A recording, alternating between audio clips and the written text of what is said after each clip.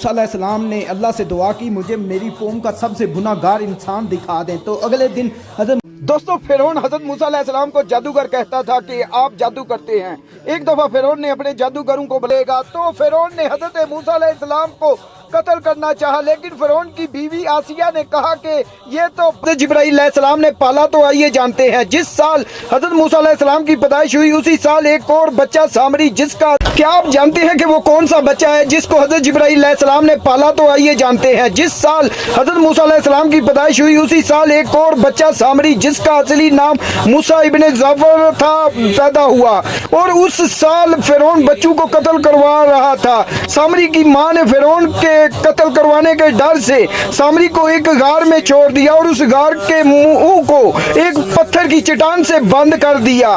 اس پر اللہ پاک نے اپنے سب سے مقرب فرشتے یعنی حضرت جبرائیل کو اس بچے کی حفاظت اور رزق دینے کے کام پر معمول کر دیا۔ حضرت جبرائیل اس بچے کو اپنی ایک انگلی چٹواتے جس سے شہد اور دودھ جاری ہو جاتا، مگر جب یہ بچہ بڑا ہوا تو اس نے حضرت موسیٰ کے کوہ طور پر جانے پر 5.5 لاکھ بنی اسرائیل کو بچڑے کی پوجا پر لگا دیا، جس پر حضرت موسیٰ نے اس کو بد دعا دی اور وہ دردناک موت مر گیا۔ استغفر اللہ۔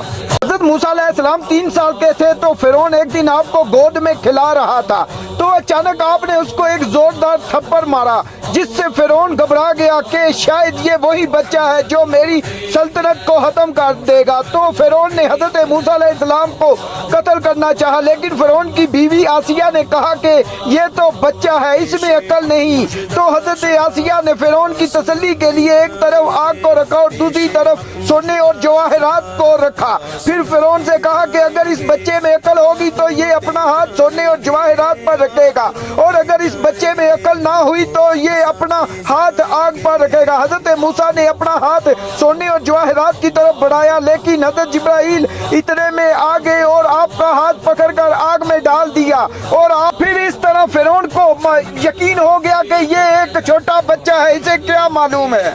دوستو فرعون حضرت موسیٰ علیہ السلام کو جادوگر کہتا تھا کہ آپ جادو کرتے ہیں۔ ایک دفعہ فرعون نے اپنے جادوگروں کو بلایا اور کہا تم بھی اپنا جادو دکھاؤ، تو انہوں نے رسیاں پھینکی تو وہ سانپ بن گئیں۔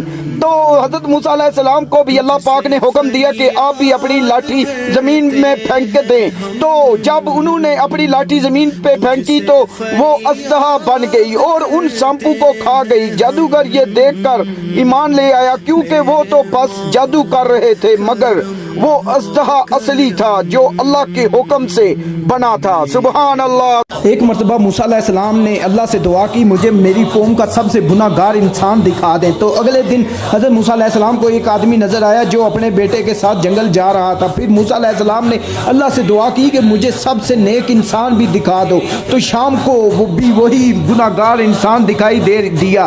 موسیٰ علیہ السلام نے اللہ سے سوال کیا کہ یہ کیا ہے، تو اللہ پاک نے فرمایا کہ اس کے بیٹے نے سوال کیا جنگل سے بڑا کیا ہے؟ باپ بولا پہاڑ، بیٹا بولا پہاڑ سے بڑا کیا ہے؟ تو باپ بولا آسمان، بیٹا بولا آسمان سے بڑا کیا ہے؟ تو باپ بولا تیرے باپ کے گناہ، بیٹا بولا آپ کے گناہ سے بڑا کیا ہے؟ باپ خوشی سے بولا میرے اللہ کی رحمت اور مغفرت۔ اللہ پاک نے فرمایا اے موسیٰ مجھے اس انسان کے اقرار گناہ اور ندامت اس قدر پسند آئی کہ میں نے اس سب سے بڑے گناہگار کو تیری قوم کا سب سے اچھا اور نیک انسان بنا دیا۔ سبحان اللہ۔